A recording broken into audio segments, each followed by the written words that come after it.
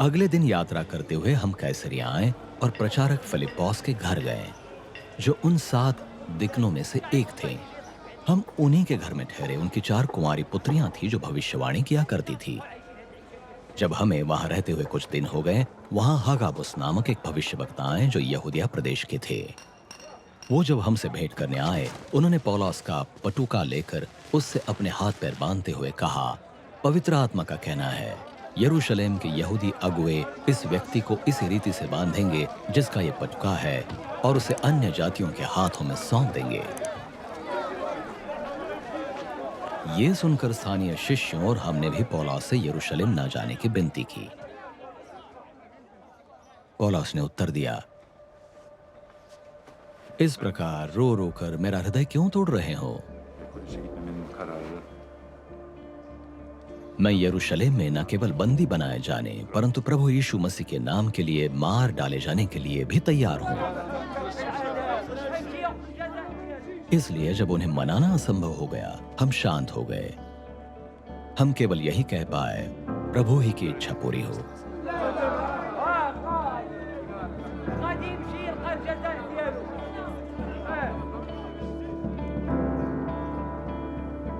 कुछ दिन बाद हमने तैयारी की और यरूशलेम के लिए चल दिए। कैसरिया नगर के कुछ शिष्य भी हमारे साथ हो लिए। ठहरने के लिए हमें साइप्रसवासी नसोन के घर ले जाया गया।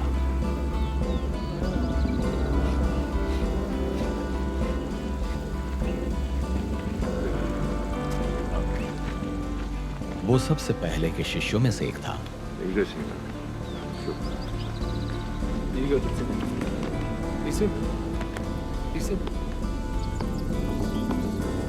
यरूशलेम पहुंचने पर भाई बहनों ने बड़े आनंद पूर्वक हमारा स्वागत किया।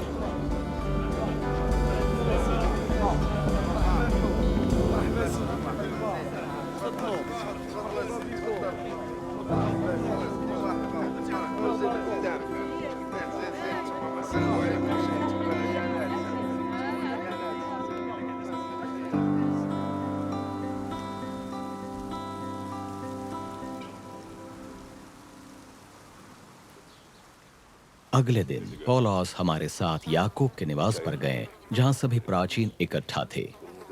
नमस्कार के बाद पौलुस ने एक एक करके वो सब बताना शुरू किया जो परमेश्वर ने उनकी सेवा के माध्यम से अन्य जातियों के बीच किया था। ये सब सुन वे परमेश्वर का धन्यवाद करने लगे। उन्होंने पौलुस से कहा, देखिए प्रियजन, यहूदियों में हजारों हैं जिन्होंने विश्वास किया है। वे सभी व्यवस्था के मजबूत समर्थक भी हैं। उन्होंने ये सुन रखा है कि आप गैर यहूदियों के बीच निवास कर रहे यहूदियों को ये शिक्षा दे रहे हैं कि मूशे की व्यवस्था छोड़ दो, ना तो अपने शिशुओं का खतना करो और ना ही प्रथाओं का पालन करो। अब बताइए हम क्या करें? उन्हें अवश्य ये तो मालूम हो ही जाएगा कि आप यहाँ आए हुए हैं, इसलिए हमारा सुझाव मानिए। यहाँ ऐसे 4 व्यक्ति हैं जिन्होंने शपथ ली है, आप इनके साथ जाइए, शुद्ध होने की विधि पूरी कीजिए तथा उनके मुंडन का खर्च उठाइए। तब सबको ये मालूम हो जाएगा कि जो कुछ भी आपके विषय में कहा गया है उसमें कोई सच्चाई नहीं है और आप स्वयं व्यवस्था का पालन करते हैं।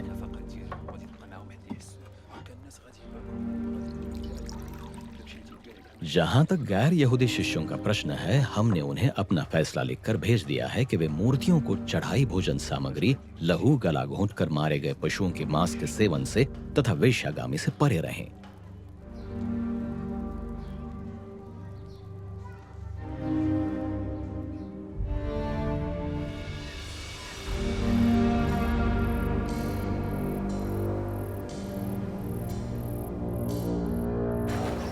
अगले दिन पौलुस ने इन व्यक्तियों के साथ जाकर स्वयं को शुद्ध किया।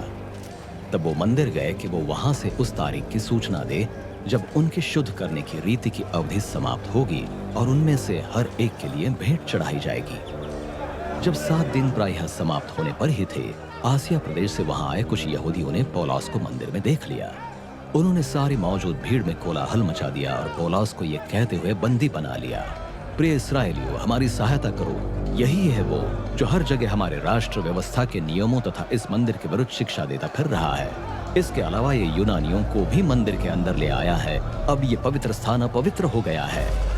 वास्तव में इसके पहले उन्होंने इफेसोस वासी त्रोफिमस को पौलुस के साथ नगर में देख लिया था, इसलिए वे समझे कि पौलुस उसे अपने साथ मंदिर में ले गए थे। सारे नगर में खलबली मच गई। लोग एक साथ पौलुस की ओर लपके उन्हें पकड़ा और उन्हें घसीटकर मंदिर के बाहर कर दिया और तुरंत द्वार बंद कर दिए गए। जब वे पौलुस की हत्या की योजना कर ही रहे थे, रोमी सेनापति को सूचना दी गई कि सारे नगर में कोलाहल मचा हुआ है। सेनापति तुरंत अपने साथ कुछ सैनिक और अधिकारियों को लेकर दौड़ता हुआ घटना स्थल पर जा पहुंचा। सेनापति और सैनिकों को देखते ही उन्होंने पौलुस को पीटना बंद कर दिया।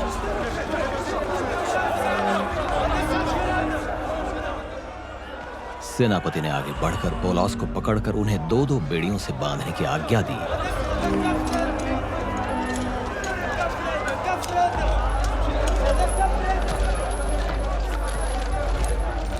और लोगों से प्रश्न किया कि ये कौन है और क्या किया है इसने। किंतु भीड़ में कोई कुछ चिल्ला रहा था तो कोई कुछ। जब सेनापति कोलाहल के कारण सच्चाई ना जान पाया, उसने पौलुस को सेनागढ़ में ले जाने का आदेश दिया। जब वे सीढ़ियों तक पहुंचे, गुस्से में बलवा करने को उतारू भीड़ के कारण सुरक्षा की दृष्टि से सैनिक पौलुस को उठाकर अंदर ले गए। भीड़ उनके पीछे पीछे ये चिल्लाती हुई चल रही थी, मार डालो इसे। जब वे सैनिक गढ़ पर पहुंचने पर ही थे, पौलुस ने सेनापति से कहा, क्या मैं आपसे कुछ कह सकता हूं? सेनापति ने आश्चर्य से पूछा, तुम यूनानी भाषा जानते हो? इसका अर्थ यह है कि तुम वो मिस्री नहीं हो जिसने कुछ समय पहले विद्रोह कर दिया था तथा जो 4000 आतंकियों को बंजर भूमि में ले गया था। पौलुस ने कहा, मैं किलिकिया प्रदेश के तारस्योस नगर का एक यहूदी नागरिक हूं। मैं आपकी आज्ञा पाकर इस भीड़ से कुछ कहना चाहता हूं। सेनापति से आज्ञा मिलने पर पौलुस ने सीढ़ियों पर खड़े होकर भीड़ से शांत रहने को कहा। जब वे सब शांत हो गए, उन्होंने भीड़ को इब्री भाषा में संबोधित किया। प्रियजन, अब कृपया मेरा उत्तर सुन लें। जब उन्होंने पौलुस को इब्री भाषा में संबोधित करते हुए सुना तो वे और अधिक शांत हो गए। पौलुस ने उनसे कहना शुरू किया, मैं यहूदी हूं। मेरा जन्म किलिकिया प्रदेश के तारस्योस नगर में तथा पालन पोषण इसी नगर यरूशलेम में हुआ है।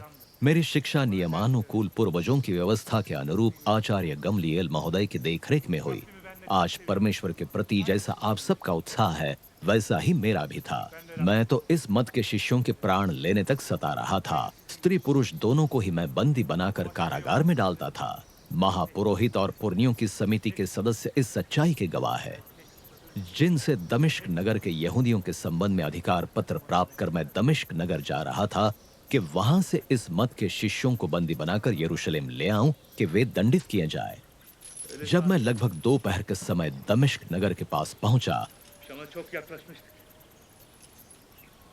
आकाश से अचानक बहुत तेज प्रकाश मेरे चारों ओर चमका और मैं भूमि पर गिर पड़ा।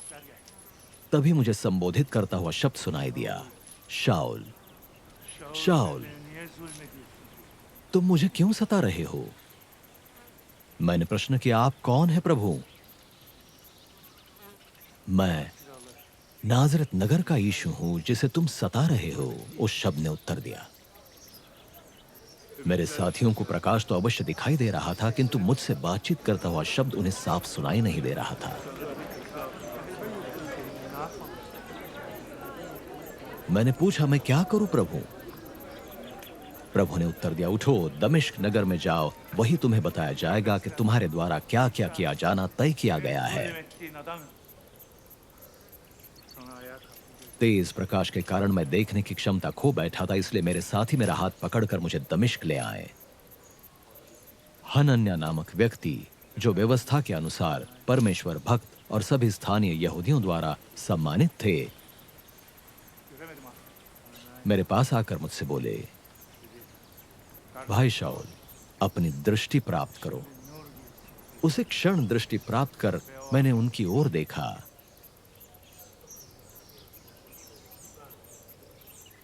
उन्होंने कहा, हमारे पूर्वजों के परमेश्वर ने आपको अपनी इच्छा जानने तथा उन्हें देखने के लिए, जो धर्मी है तथा उन्हीं के मुख से निकले हुए शब्द सुनने के लिए चुना गया है। आपने जो कुछ देखा और सुना है वो सबके सामने आपकी गवाही का विषय होगा। तो अब देर क्यों? उठिए, बपतिस्मा लीजिए, प्रभु के नाम की दुहाई देते हुए पाप क्षमा प्राप्त कीजिए। यरूशलेम लौटने पर जब मैं मंदिर में प्रार्थना कर रहा था, मैं ध्यान मग्न की स्थिति में पहुंच गया। मैंने प्रभु को स्वयं से यह कहते सुना, बिना देर किए यरूशलेम छोड़ दो, क्योंकि मेरे विषय में तुम्हारे द्वारा दी गई गवाही इन्हें स्वीकार नहीं होगी। मैंने उत्तर दिया, प्रभु वे स्वयं ये जानते हैं कि एक एक यहूदी आराधनालय से मैं आपके शिष्यों को चुन चुन कर बंदी बनाता तथा यातनाएं देता था। जब आपके गवाह स्तेफनोस का लहू बहाया जा रहा था, तो मैं न केवल इसके समर्थन में वहां खड़ा था, परंतु उसके हत्यारों के बाहरी कपड़ों की रखवाली भी कर रहा था। किंतु मेरे लिए प्रभु की आज्ञा थी, जाओ, मैं तुम्हें गैर यहूदियों के बीच दूर दूर के स्थानों में भेज रहा हूं। यहां तक तो वे पौलुस की बातें ध्यान से सुनते रहे, किंतु अब उन्होंने चिल्लाना शुरू कर दिया, इस व्यक्ति के बोझ से धरती को मुक्त करो, इसे जीवित रहने का कोई अधिकार नहीं है। जब वे चिल्लाने, वस्त्र उछालने और हवा में धूल उड़ाने लगे, तो सेनापति ने पौलुस को सेनागढ़ के अंदर ले जाने की आज्ञा दी कि उन्हें कोड़े लगाकर उनसे पूछताछ की जाए और उनके विरुद्ध भीड़ के इस प्रकार चिल्लाने का कारण मालूम हो सके।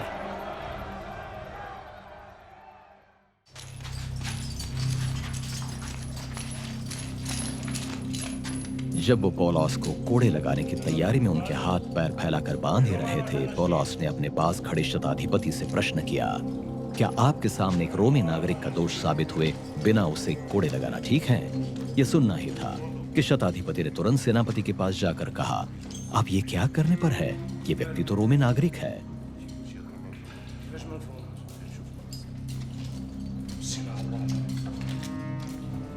सेनापति ने पौलुस के पास आकर उनसे प्रश्न किया, तुम रोमी नागरिक हो?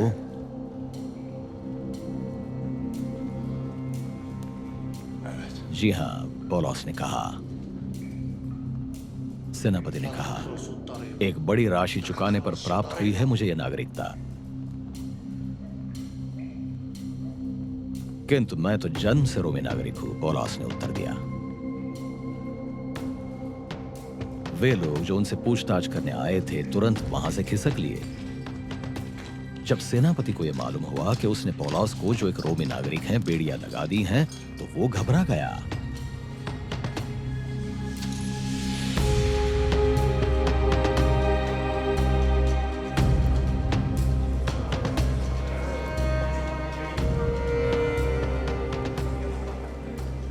अगले दिन सच्चाई मालूम करने की इच्छा में कि पौलुस पर यहूदियों द्वारा आरोप क्यों लगाए गए, सेनापति ने उन्हें रिहा कर दिया। प्रधान पुरोहितों तथा महासभा को इकट्ठा होने की आज्ञा दी और पौलुस को लाकर उनके सामने पेश किया।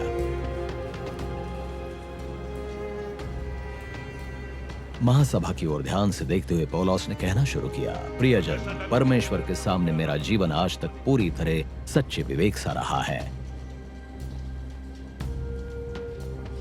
इस पर महापुरोहित हनन्याह ने पौलुस के पास खड़े हुओं को पौलुस के मुख पर वार करने की आज्ञा दी। स्वयं पौलुस ही बोल उठे, अरे ओ सफेदी पूती दीवार, तुम पर ही परमेश्वर का वार होने पर है। तुम तो यहाँ व्यवस्था की विधियों के अनुसार न्याय करने बैठे हो, फिर भी मुझ पर वार करने की आज्ञा देकर स्वयं व्यवस्था भंग कर रहे हो। वे जो पौलुस के पास खड़े थे कहने लगे, तुम तो परमेश्वर के महापुरोहित का तिरस्कार करने का दुस्साहस कर बैठे हो। पौलुस ने कहा, भाइयों, मुझे यह मालूम ही न था कि ये महापुरोहित हैं, पवित्र शास्त्र का लेख है, अपने प्रधानों को शाप ना देना।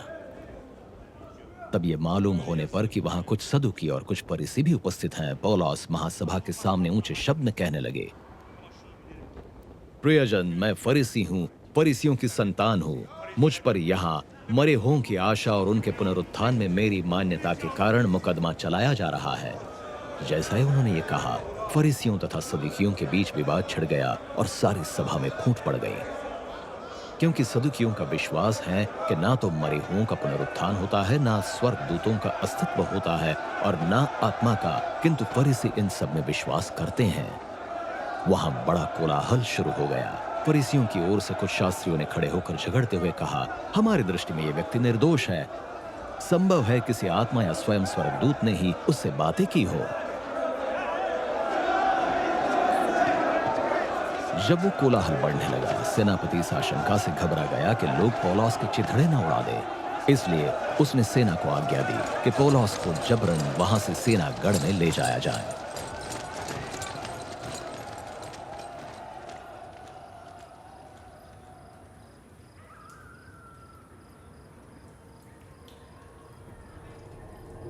उसी रात में प्रभु ने पौलुस के पास आकर कहा, साहस रखो।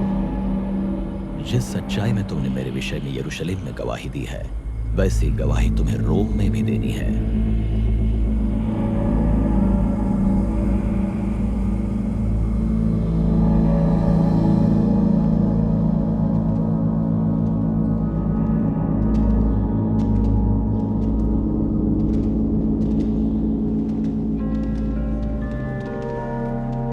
प्रातःकाल कुछ यहूदियों ने एक षड्यंत्र रचा और शपथ खाई कि पौलुस को समाप्त करने तक वे अन्न जल ग्रहण नहीं करेंगे।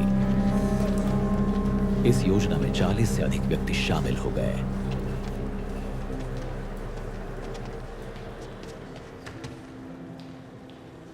उन्होंने प्रधान पुरोहितों और पुरनियों से कहा, हमने ठान लिया है कि पौलुस को समाप्त किए बिना हम अन्न जल चखेंगे तक नहीं। इसलिए आप और महासभा मिलकर सेनापति को सूचना भेजे और पौलुस को यहां ऐसे बुलवा ले मानो आप उसका विवाद बारीकी से जांच करके सुलझाना चाहते हैं। यहां हमने उसके पहुंचने के पहले ही उसे मार डालने की तैयारी कर रखी है।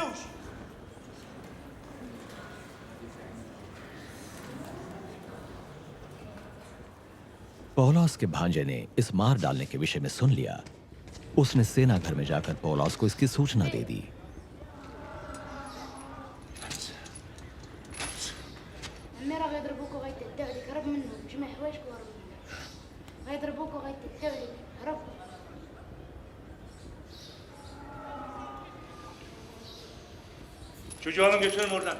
पौलुस ने एक शताधिपति को बुलाकर कहा, कृपया इस युवक को सेनापति के पास ले जाइए, इसके पास उनके लिए एक सूचना है। इसलिए शताधिपति ने उसे सेनापति के पास ले जाकर कहा,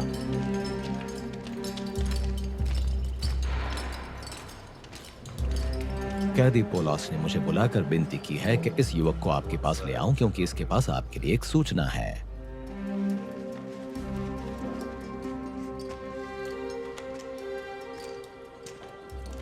इसलिए सेनापति ने उस युवक का हाथ पकड़कर अलग ले जाकर उससे पूछताछ करनी शुरू कर दी। क्या सूचना है तुम्हारे पास? उसने कहा, पौलुस को महासभा में बुलाना यहूदियों की सिर्फ एक योजना ही है, मानो वे उनके विषय में बारीकी से जांच करना चाहते हैं। कृपया उनकी इस विनती की ओर ध्यान ना दे, क्योंकि 40 से अधिक व्यक्ति पौलुस के लिए घात लगाए बैठे हैं। उन्होंने ठान लिया है कि जब तक वे पौलुस को खत्म नहीं कर देते, वे ना तो कुछ खाएंगे और ना ही कुछ पिएंगे। अब वे आपकी हां के इंतजार में बैठे हैं। सेनापति ने युवक को इस निर्देश के साथ विदा कर दिया, किसी को भी यह मालूम न होने पाए कि तुमने मुझे यह सूचना दी है।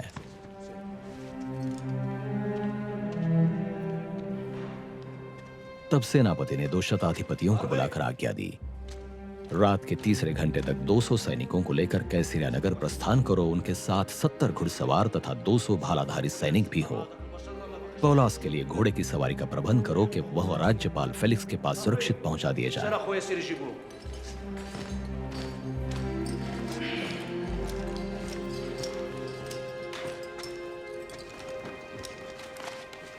सेनापति ने उनके हाथ ये पत्र भेज दिया। परम श्रेष्ठ राज्यपाल फेलिक्स की सेवा में क्लौदियस लिसियस का सादर नमस्कार। जब इस व्यक्ति को यहूदियों ने दबोचा और इसकी हत्या करने पर ही थे, मैं घटना स्थल पर अपनी सैनिक टुकड़ी के साथ जा पहुंचा और इसे इनके पंजों से मुक्त कराया, क्योंकि मुझे मालूम हुआ कि एक रोमी नागरिक है। तब इस पर लगाए आरोपों की पुष्टि के उद्देश्य से मैंने उसे इनकी महासभा के सामने प्रस्तुत किया। वहां मुझे मालूम हुआ कि इस पर लगाए गए आरोप मात्र उनकी ही व्यवस्था की विधियों से संबंधित है, न कि ऐसे जिनके लिए हमारे नियमों के अनुसार मृत्युदंड या कारावास दिया जाए।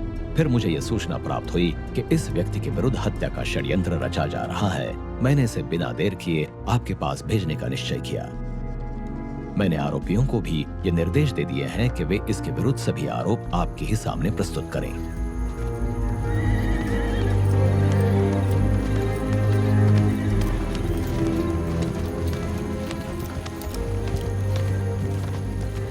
इसलिए आज्ञा के अनुसार सैनिकों ने रातों रात पौलुस को अंतिपात्रिस नगर के पास पहुंचा दिया।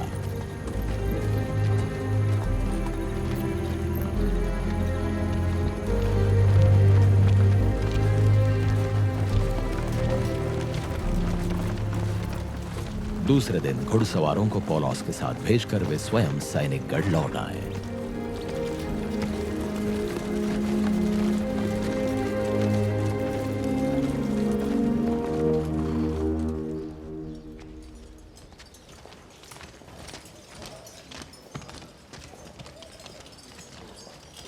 कैसरिया नगर पहुंचकर उन्होंने राज्यपाल को वो पत्र सौंपा और पौलुस को उनके सामने प्रस्तुत किया।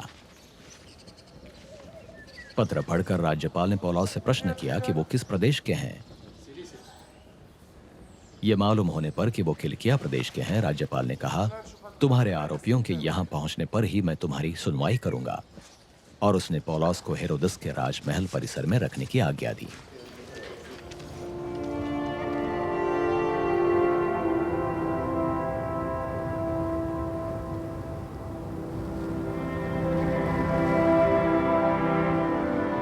पांच दिन बाद महापुरोहित हनन्या, पुरनियो तथा तरतुलुस नामक एक वकील के साथ कैसरिया नगर आ पहुंचे और उन्होंने राज्यपाल के सामने पौलुस के विरुद्ध अपने आरोप प्रस्तुत किए। जब पौलुस को वहां लाया गया, राज्यपाल के सामने तरतुलुस ने पौलुस पर आरोप लगाने प्रारंभ किए। आपकी दूरदृष्टि के कारण आपके शासन में लंबे समय से शांति बनी रही है तथा आपके शासित प्रदेश में इस राष्ट्र के लिए आपके द्वारा लगातार सुधार किए जा रहे हैं। परम श्रेष्ठ राज्यपाल फेलिक्स, हम इनका हर जगह और हर प्रकार से धन्यवाद करते हुए हार्दिक स्वागत करते हैं। मैं आपका और अधिक समय खराब नहीं करूंगा। मैं आपसे यह छोटा सा उत्तर सुनने की विनती करना चाहता हूं। यह व्यक्ति हमारे लिए वास्तव में कष्टदायक कीड़ा साबित हो रहा है। ये एक ऐसा व्यक्ति है जो विश्व के सारे यहूदियों के बीच मतभेद पैदा कर रहा है। ये एक कुख्यात नाजरी पंथ का मुखिया भी है। इसने मंदिर की पवित्रता भंग करने की भी कोशिश की है। इसलिए हमने इसे बंदी बना लिया कि आप स्वयं स्थिति की जांच कर इन सभी आरोपों से संबंधित सच्चाइयों को जान सकें। तब दूसरे यहूदियों ने भी आरोप लगाना प्रारंभ कर दिया और इस बात की पुष्टि की कि ये सभी आरोप सही हैं। राज्यपाल फेलिक्स की ओर से संकेत प्राप्त होने पर पौलुस ने इसके उत्तर में कहना प्रारंभ किया, इस बात के प्रकाश में कि आप इस राष्ट्र के न्यायाधीश रहे हैं, मैं खुशी से अपना बचाव प्रस्तुत कर रहा हूं। आप इस सच्चाई की पुष्टि कर सकते हैं कि मैं लगभग 12 दिन पहले सिर्फ आराधना के उद्देश्य से यरूशलेम गया और इन्होंने ना तो मुझे मंदिर में, ना यहूदी आराधनालय में और ना नगर में किसी से वाद विवाद करते या नगर की शांति भंग करते पाया है, और ना ही वे मुझ पर लगाए जा रहे इन आरोपों को साबित कर सकते हैं। हाँ, ये मैं आपके सामने अवश्य स्वीकार करता हूं कि इस मत के अनुसार जिसे इन्होंने पंथ नाम दिया है, मैं वास्तव में हमारे पूर्वजों के ही परमेश्वर की सेवा उपासना करता हूं। सब कुछ व्यवस्था और भविष्यवक्ताओं के लेखों के अनुसार है। मैं उसमें पूरी तरह विश्वास करता हूं।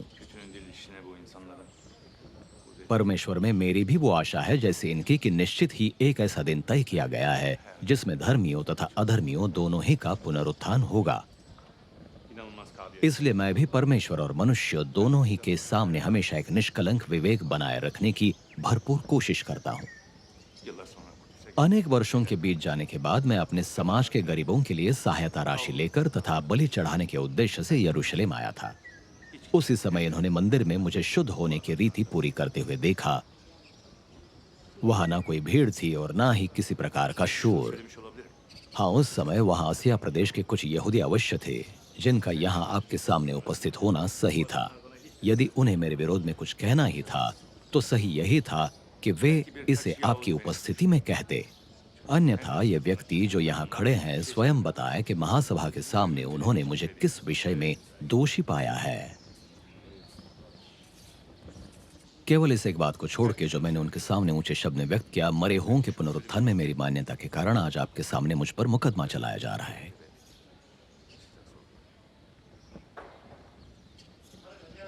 किंतु राज्यपाल फेलिक्स ने, जो इस पन से भली भांति परिचित था, सुनवाई को स्थगित करते हुए घोषणा की, सेनापति लिसियस के आने पर ही मैं इस विषय में निर्णय दूंगा।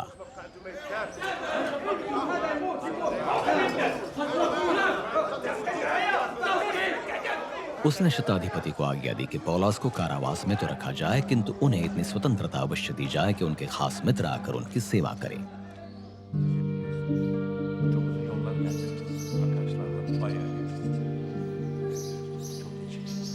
कुछ दिनों बाद फेलिक्स अपनी पत्नी द्रुसिल्ला के साथ वहां आया, जो यहूदी थी। उसने पौलुस को बुलवाने की आज्ञा दी और उनसे उनके मसीह यीशु में विश्वास विषय पर बातें सुनी।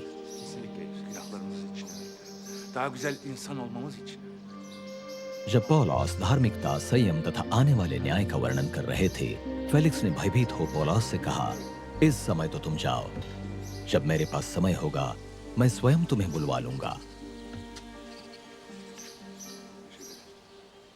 फेलिक्स पौलुस से धनराशि प्राप्ति की आशा लगाए हुए था। इसी आशा में वो पौलुस को बातचीत के लिए बार बार अपने पास बुलवाता था।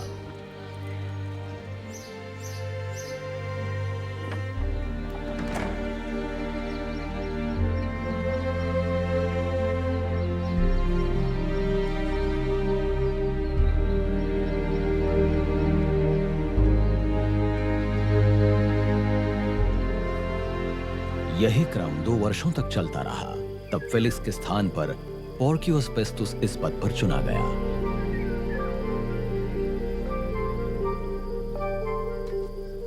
और यहूदियों को प्रसन्न करने के उद्देश्य से फेलिक्स ने पौलुस को बंदी ही बना रहने दिया।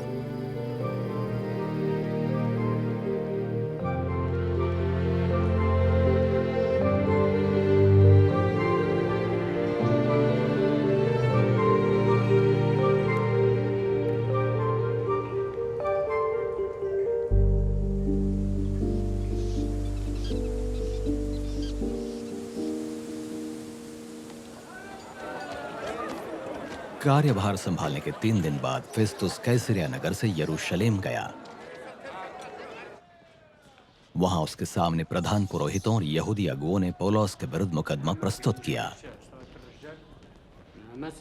उन्होंने फेस्तुस से विनती की कि वो विशेष कृपा दृष्टि कर पौलुस को यरूशलेम भेज दे। वास्तव में उनकी योजना मार्ग में घात लगाकर पौलुस की हत्या करने की थी। फेस्तुस ने उत्तर में कहा, पौलुस तो कैसरिया में बंदी है और मैं स्वयं वहां शीघ्र जा रहा हूं। इसलिए आप में से कुछ प्रधान व्यक्ति मेरे साथ वहां चले। यदि पौलुस को वास्तव में दोषी पाया गया तो उस पर मुकदमा चलाया जाएगा।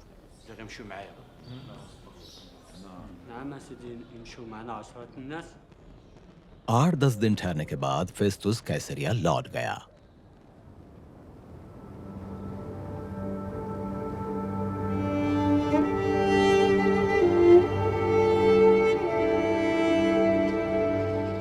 और अगले दिन पौलुस को न्यायालय में लाने की आज्ञा दी गई।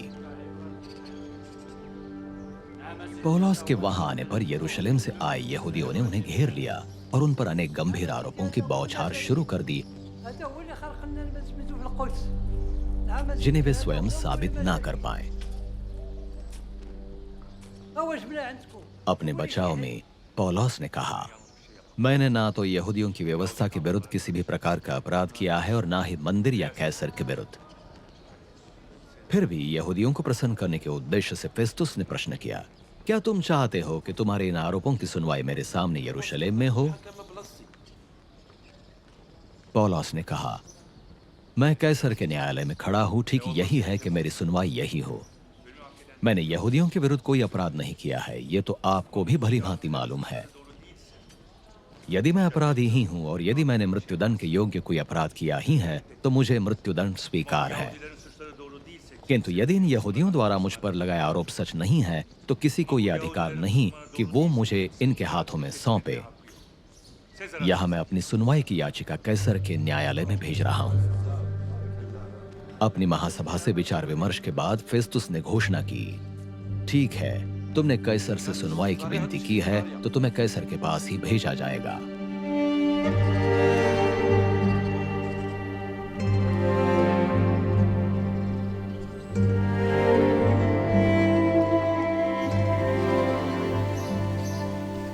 कुछ समय बाद राजा अग्रिप्पा तथा बेरनीके फेस्तुस से भेंट करने कैसरिया नगर आए।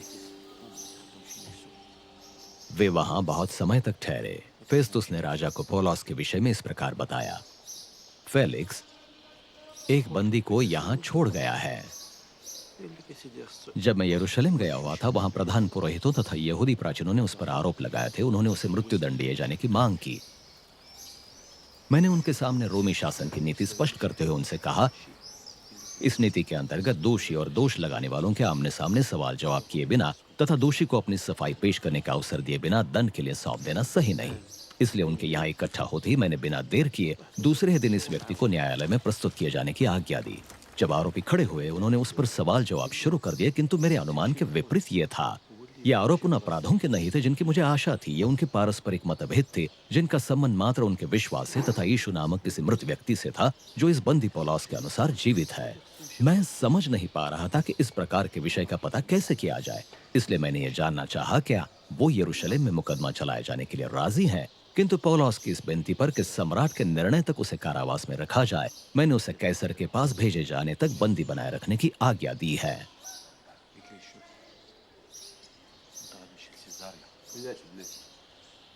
राजा अग्रिप्पा ने फेस्तुस से कहा, मैं स्वयं उसका बचाव सुनना चाहूंगा। फेस्तुस ने उसे आश्वासन देते हुए कहा, ठीक है, कल ही सुन लीजिए।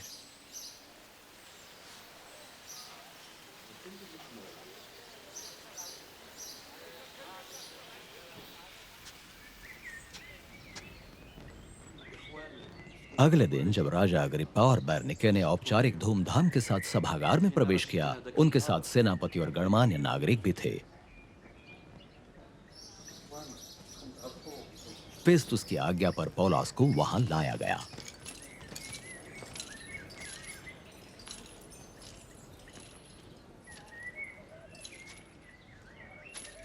फेस्तुस ने कहा, महाराज अग्रिप्पा तथा उपस्थित सज्जनों, इस व्यक्ति को देखिए जिसके विषय में सारे यहूदी समाज ने यरूशलेम और यहाँ कैसरिया में मेरे न्यायालय में याचिका प्रस्तुत की है। ये लोग चिल्ला चिल्ला कर ये कह रहे हैं कि अब उसे एक क्षण भी जीवित रहने का अधिकार नहीं है। किंतु अपनी जांच में मैंने इसमें कुछ ऐसा नहीं पाया जिसके लिए उसे मृत्युदंड दिया जाए, और अब जब उसने स्वयं सम्राट के न्यायालय में याचिका प्रस्तुत की, मैंने उसे रोम भेज देने का निश्चय किया है।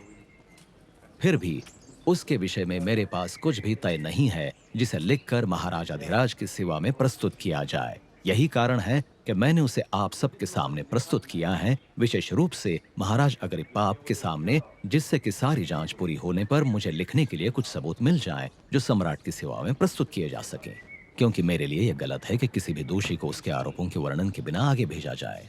इसलिए राजा अग्रिप्पा ने कहा, तुम्हें अपना पक्ष प्रस्तुत करने की आज्ञा है। इसलिए पौलुस ने एक बोलने वाले की मुद्रा में हाथ उठाते हुए अपने बचाव में कहा, महाराज अग्रिप्पा, आज मैं स्वयं को धन्य मान रहा हूं जो मैं यहाँ यहूदियों द्वारा लगाए गए आरोपों के विरुद्ध उत्तर देने वाले के रूप में आपके सामने खड़ा हुआ हूं। विशेष रूप से इसलिए भी कि आप यहूदी प्रथाओं तथा समस्याओं को भली भांति जानते हैं। इसलिए मैं आपसे विनती करता हूं कि आप मेरा पक्ष धीरज से सुने। मेरे देश तथा यरूशलेम में सभी यहूदी मेरी युवावस्था से लेकर अब तक की जीवन शैली से अच्छी तरह से परिचित हैं। इसलिए कि लंबे समय से वे मुझे परिचित हैं, वे चाहें तो इस सच्चाई की गवाही भी दे सकते हैं कि मैंने फरीसी संप्रदाय के अनुरूप जो कट्टरतम मत है जीवन जिया है। आज मैं परमेश्वर द्वारा हमारे पूर्वजों को दी गई प्रतिज्ञा की आशा के कारण यहाँ दोषी के रूप में खड़ा हूँ। ये वही प्रतिज्ञा है जिसके पूरे होने की आशा हमारे 12 गोत्र दिन रात सच्चाई में परमेश्वर की सेवा उपासना करते हुए कर रहे हैं। महाराज, आज मुझ पर यहूदियों द्वारा मुकदमा इसी आशा के कारण चलाया जा रहा है।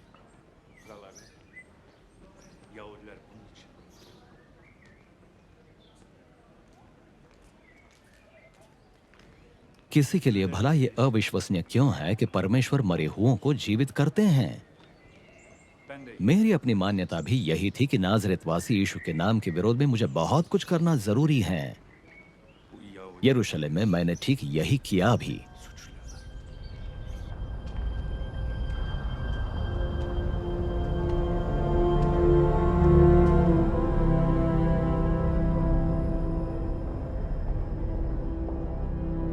प्रधान पुरोहितों से अधिकार पत्र लेकर मैं अनेक शिष्यों को कारागार में डाल देता था। जब उनकी हत्या की जाती थी तो उसमें मेरी भी सम्मति होती थी। अक्सर सभी यहूदी आराधनालयों में जाकर मैं उन्हें दंडित करते हुए मसीह यीशु की निंदा के लिए बाध्य करने का प्रयास भी करता था, और क्रोध में पागल होकर मैं उनका पीछा करते हुए सीमा पार के नगरों में भी उन्हें सताया करता था। इसी उद्देश्य से एक बार मैं प्रधान पुरोहितों से अधिकार पत्र प्राप्त कर दमिश्क नगर जा रहा था। महाराज, दोपहर के समय मैंने और मेरे सहयात्रियों ने आकाश से सूर्य से भी कहीं अधिक तेज ज्योति देखी। जब हम सब भूमि पर गिर पड़े, मुझे इब्री भाषा में संबोधित करता हुआ एक शब्द सुनाई दिया, शाऊल, शाऊल, तुम मुझे क्यों सता रहे हो? पैने पर लात मारना तुम्हारे लिए ही हानिकारक है। मैंने प्रश्न किया, आप कौन है प्रभु? प्रभु ने उत्तर दिया, मैं यीशु हूं, तुम जिसे सता रहे हो। किंतु उठो, खड़े हो जाओ, क्योंकि तुम्हें दर्शन देने का मेरा उद्देश्य ये है कि न केवल जो कुछ तुमने देखा है, परंतु वो सब जो मैं तुम्हें अपने विषय में दिखाऊंगा, उसके लिए तुम्हें सेवक और गवाह ठहराऊं। यहूदियों तथा गैर यहूदियों से जिनके बीच में तुम्हें भेज रहा हूं, मैं तुम्हारी रक्षा करूंगा कि उनकी आंखें खोलूं तथा उन्हें अंधकार से निकालकर ज्योति में और शैतान के अधिकार से परमेश्वर के राज्य में ले आऊं, कि वे पाप क्षमा प्राप्त कर सके और उनके सामने आ जाएं, जो मुझ में विश्वास के द्वारा परमेश्वर के लिए अलग किए गए हैं। इसलिए महाराज अग्रिप्पा, मैंने स्वर्गीय दर्शन की बात नहीं टाली। मैंने सबसे पहले दमिश्क नगर में, इसके बाद यरूशलेम तथा सारे यहूदिया प्रदेश तथा गैर यहूदियों में भी ये प्रचार किया कि वे पश्चाताप करके परमेश्वर की ओर लौट आएं तथा अपने स्वभाव के द्वारा अपने पश्चाताप को प्रमाणित करें। यही वो कारण है कि कुछ यहूदियों ने मंदिर में मुझे पकड़कर मेरी हत्या करनी चाहिए। अब तक मुझे परमेश्वर की सहायता प्राप्त होती रही, जिसके परिणाम स्वरूप मैं, आप और छोटे बड़े सभी के सामने उसी सच्चाई के पूरे होने की घोषणा कर रहा हूँ, जिसका वर्णन मूशे और भविष्यवक्ताओं ने किया था कि मसीह दुख भोगेंगे और मरे हुओं में से जी उठने में सबसे पहले होने के कारण वो यहूदियों और गैर यहूदियों दोनों में ही ज्योति की घोषणा करेंगे। जब पौलुस अपने बचाव में ये कह ही रहे थे, फेस्तुस ने ऊंचे शब्द में कहा, पौलुस, तुम्हारी तो मति भ्रष्ट हो गई है। तुम्हारी बहुत शिक्षा तुम्हें पागल बना रही है।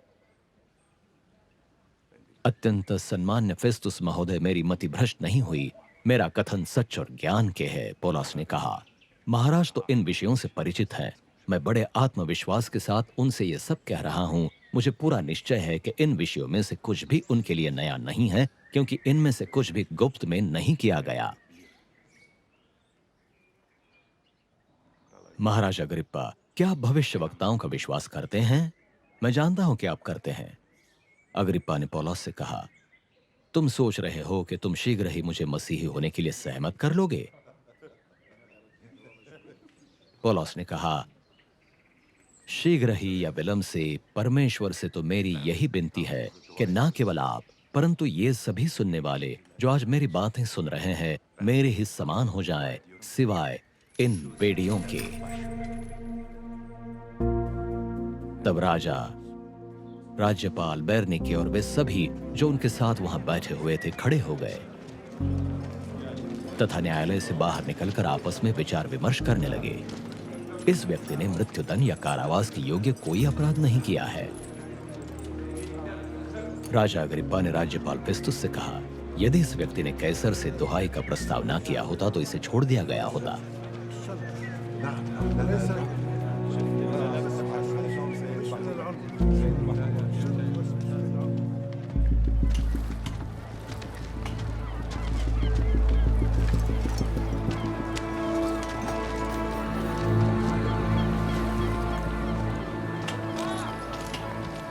जब यह तय हो गया कि हमें जलमार्ग से इतालिया जाना है, तो उन्होंने पौलुस तथा कुछ अन्य बंदियों को राजकीय सैन्य दल के यूलियुस नामक शताधिपति को सौंप दिया।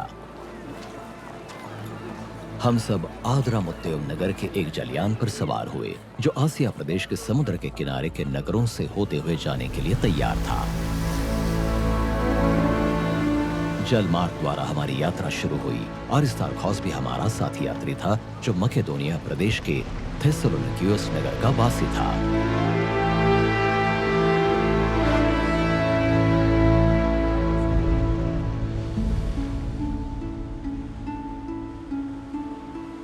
अगले दिन हम सिदोन नगर पहुंच गए। भले दिल से यूलिसुस ने पौलुस को नगर में जाकर अपने प्रियजनों से मिलने और उनसे आवश्यक वस्तुएं ले आने की आज्ञा दी।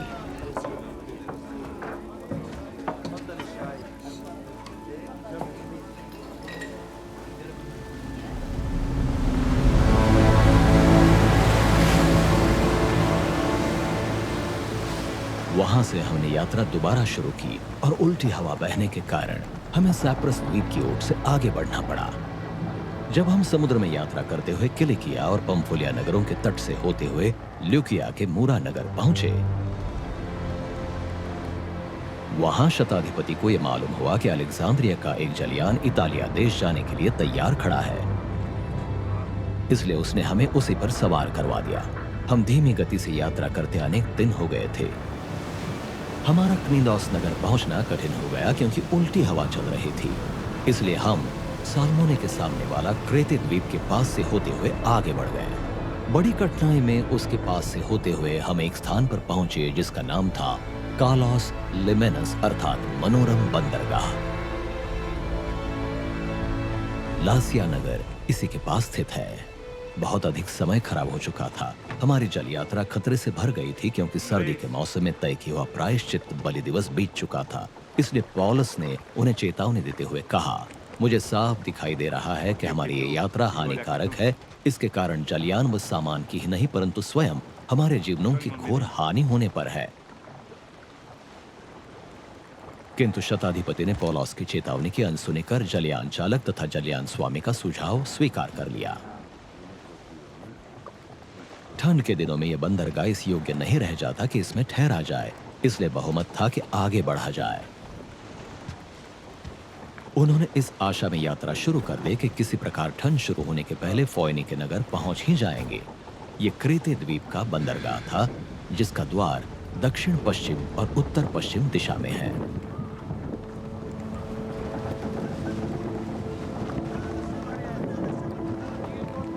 जब सामान्य दक्षिण वायु बहने लगी, उन्हें ऐसे लगा कि उन्हें अपने लक्ष्य की प्राप्ति हो गई है। इसलिए उन्होंने लंगर उठा लिया और क्रेते द्वीप के किनारे समुद्र से होते हुए आगे बढ़े।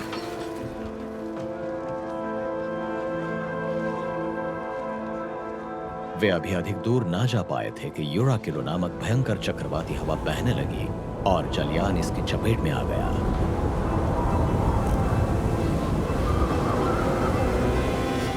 वो इस तेज हवा के थपेड़ों का सामना करने में असमर्थ था, इसलिए हमने यान को इसी हवा के बहाव में छोड़ दिया और हवा के साथ बहने लगे।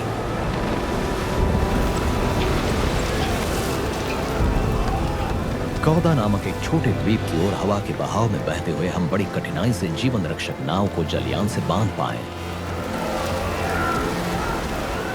उन्होंने जलयान को पेंदे से लेकर ऊपर तक रस्सों द्वारा अच्छे रीति से कस दिया और इस आशंका से कि कहीं उनका जलयान सिरतिस के उथले समुद्र के रेत में फंस न जाए, उन्होंने लंगर को थोड़ा नीचे उतारकर जलयान को हवा के बहाव के साथ साथ बहने के लिए छोड़ दिया।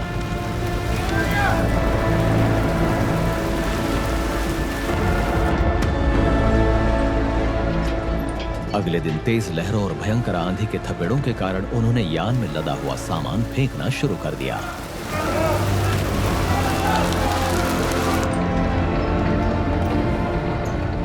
तीसरे दिन वे अपने ही हाथों से जलयान के भारी उपकरणों को फेंकने लगे। अनेक दिन तक तो ना तो सूर्य ही दिखाई दिया और ना ही तारे। हवा का बहाव तेज बना हुआ था, इसलिए हमारे जीवित बचे रहने की सारी आशा धीरे धीरे खत्म होती चली गई।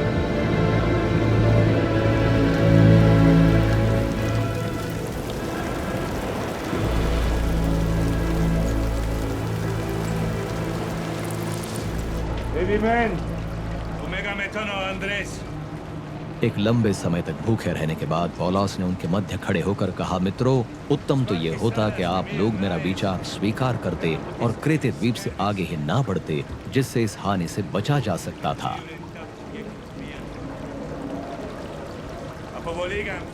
अब आपसे मेरी विनती है कि आप साहस ना छोड़े, क्योंकि जलयान के अलावा किसी के भी जीवन की हानि नहीं होगी।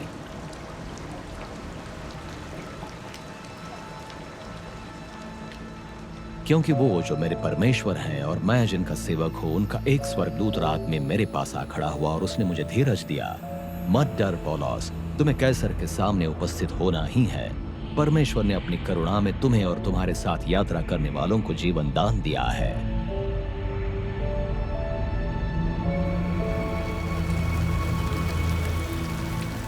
इसलिए साथियों, साहस ना छोड़ो, क्योंकि मैं परमेश्वर में विश्वास करता हूँ ठीक वैसा ही होगा जैसा मुझे बताया गया है। हम अवश्य ही किसी द्वीप के तल पर पहुंच जाएंगे।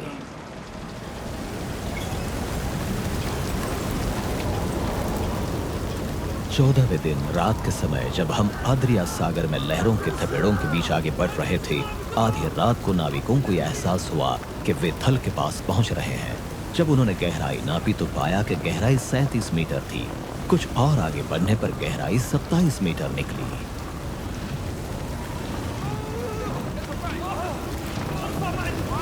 इस आशंका से कि कहीं वे चट्टानों से टकरा ना जाए, उन्होंने जलयान की पिछली ओर से 4 लंगर डाल दिए और उत्सुकता से सुबह होने की वे कामना करने लगे।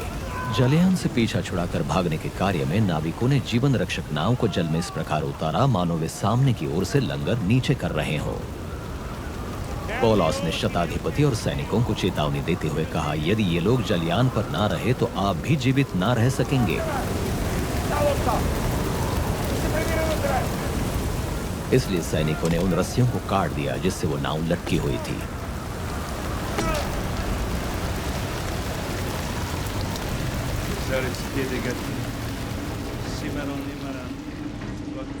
पौलुस ने उन सबसे कुछ खा लेने की विनती की। 14 दिन आप अनिश्चितता की स्थिति का सामना करते आ रहे हैं और आप लोगों ने कुछ खाया भी नहीं है। इसलिए आपसे मेरी विनती है ये कि आप कुछ तो अवश्य खा ले, जिससे कि आपका बचाव हो, आपके सिर का एक बाल भी नाश ना होगा। ये कहते हुए उन्होंने रोटी ली और सभी के सामने उसके लिए परमेश्वर के प्रति धन्यवाद प्रकट किया, उसे तोड़ा और उसे खाने लगे। वे सभी उत्साहित हो गए और सभी ने भोजन किया। जलयान में हम सब कुल 276 व्यक्ति थे। भरपेट भोजन कर उन्होंने जलयान में लदा हुआ गेहूं समुद्र में फेंकना आरंभ कर दिया कि जलयान का बोझ कम हो जाए। दिन निकलने पर वे उस जगह को पहचान तो ना सके, किंतु तभी उन्हें खाड़ी जैसा समुद्र का किनारा दिखाई दिया। उन्होंने निश्चय कर लिया कि यदि संभव हो तो जलयान को वहीं लगा दें। उन्होंने लंगर समुद्र में काट गिराए, पाल के रस्से ढीले कर दिए और समुद्र के किनारे की ओर बढ़ने के लक्ष्य से सामने के पाल खोल दिए। किंतु जलयान रेत में फंस गया। उसका अगला भाग तो स्थिर हो गया, किंतु पिछला भाग लहरों के थपेड़ों से टूटता ही चला गया। सैनिकों ने सभी कैदियों को मार डालने की योजना की कि उनमें से कोई भी तैरकर भाग ना जाए, किंतु शताधिपति पौलुस को सुरक्षित ले जाना चाहता था। इसलिए उसने सैनिकों का इरादा पूरा न होने दिया और यह आज्ञा दी कि वे जो तैर सकते हैं कूदकर तैरते हुए जलयान से पहले भूमि पर पहुंच जाएं और बाकी यात्री जलयान के टूटे अंशों तथा पटरों के सहारे किसी प्रकार भूमि पर पहुंच जाएं। इस प्रकार सभी यात्री भूमि पर सुरक्षित पहुंच गए।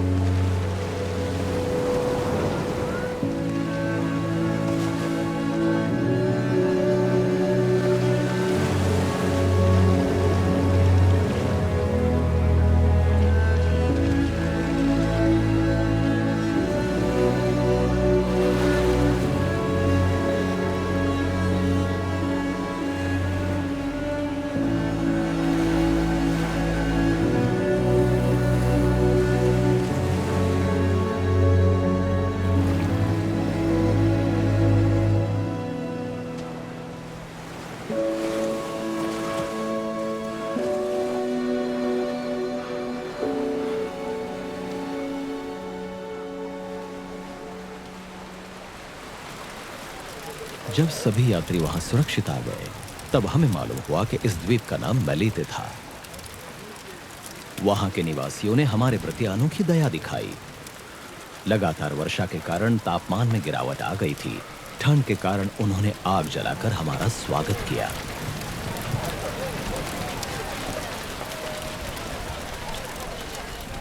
जब पौलुस ने लकड़ियों का एक गट्ठा आग पर रखा ही था कि ताप के कारण एक विषैला सांप उसमें से निकलकर उनकी बाह पर लिपट गया। वहां के निवासियों ने इस जंतु को उनकी बाह से लटका देखा तो आपस में कहने लगे, सचमुच ये व्यक्ति हत्यारा है। समुद्री बाढ़ से तो यह बच निकला है, किंतु न्याय देवी नहीं चाहती कि यह जीवित रहे। किंतु पौलुस ने उस जंतु को आग में झटक दिया और उनका कोई बुरा नहीं हुआ। वे सभी ये इंतजार करते रहे कि उनकी बाह सूज जाएगी या वो किसी भी क्षण मरकर गिर पड़ेंगे। वे देर तक इसी की प्रतीक्षा करते रहे, किंतु उनके साथ कुछ भी असामान्य नहीं हुआ। इसलिए लोगों का नजरिया ही बदल गया और वे कहने लगे कि पौलुस एक देवता है।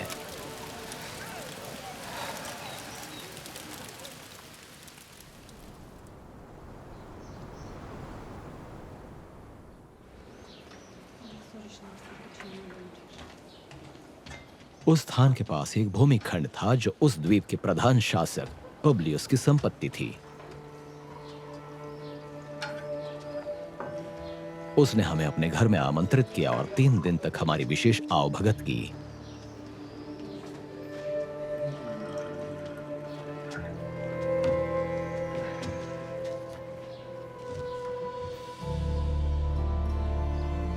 उसका पिता बीमार था। वो ज्वर और आंव से पीड़ित था। पौलुस उसे देखने गए। उसके लिए प्रार्थना करने तथा उस पर हाथ रखने के द्वारा उन्होंने उस व्यक्ति को स्वस्थ कर दिया।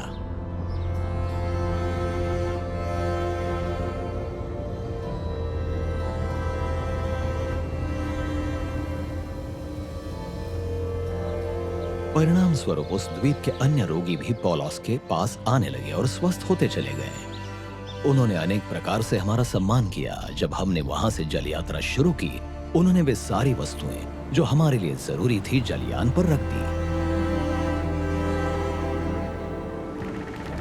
3 महीने बाद हमने अलेक्जेंड्रिया जा रहे जलयान पर यात्रा शुरू की। ये जलयान ठंड के कारण इस द्वीप में ठहरा हुआ था। इस यान के अगले भाग पर एक जोड़ी देवताओं की आकृति दियोस्कोरोस गढ़ी हुई थी।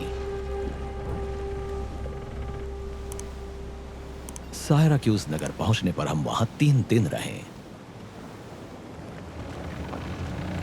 वहां से आगे बढ़कर हम रेगियम नगर पहुंचे। एक दिन बाद जब हमें दक्षिण वायु मिली, हम फिर आगे बढ़े और दूसरे दिन पुतेओले नगर जा पहुंचे। वहां कुछ भाई बहन थे जिन्होंने हमें अपने घर में ठहरने के लिए आमंत्रित किया।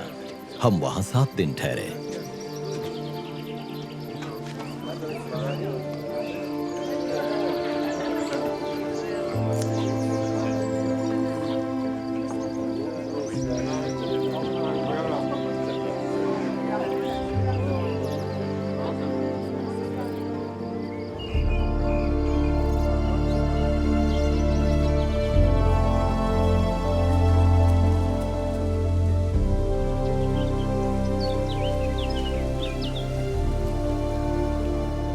आखिरकार हम रोम नगर पहुंच गए। हमारे विषय में समाचार मिलने पर भाई बहन हमसे भेंट करने अप्पियुस के चौक तथा त्रियोन ताबेरनॉन नामक स्थान तक आए।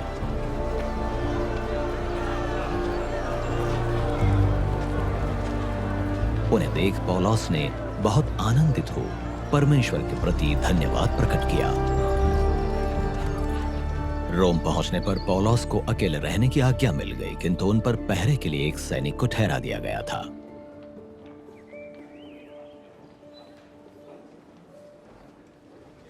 तीन दिन बाद उन्होंने यहूदी अगुओं की एक सभा बुलाई।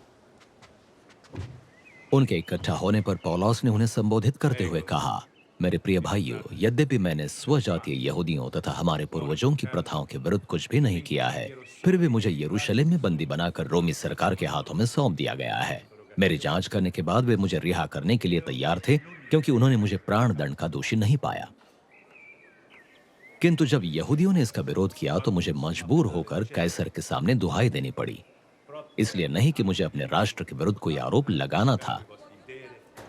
मैंने आप लोगों से मिलने की आज्ञा इसलिए ली है कि मैं आपसे विचार विमर्श कर सकूं, क्योंकि ये बेड़ी मैंने इस्राएल की आशा की भलाई में धारण की है।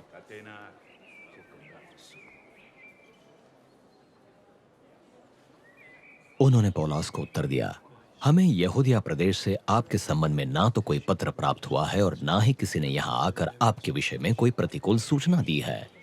हमें इस मत के विषय में आपसे ही आपके विचार सुनने की इच्छा थी। हमें मालूम है कि हर जगह इस मत का विरोध हो रहा है।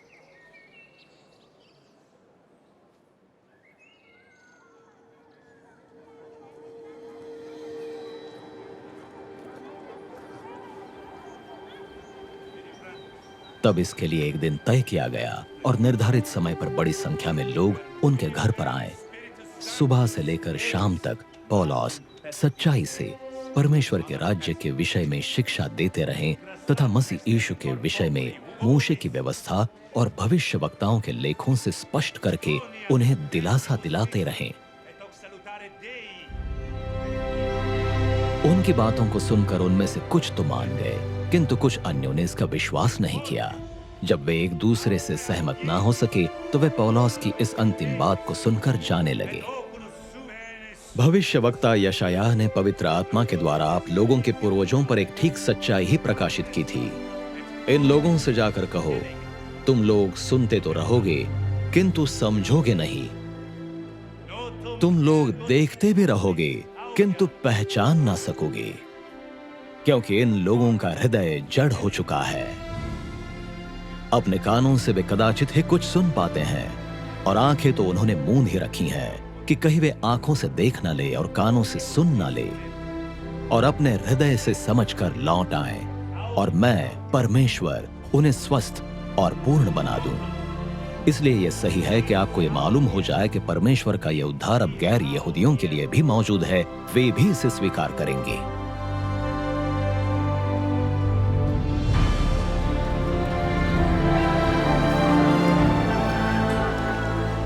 उनके इन बातों के बाद यहूदी वहां से आपस में झगड़ते हुए चले गए।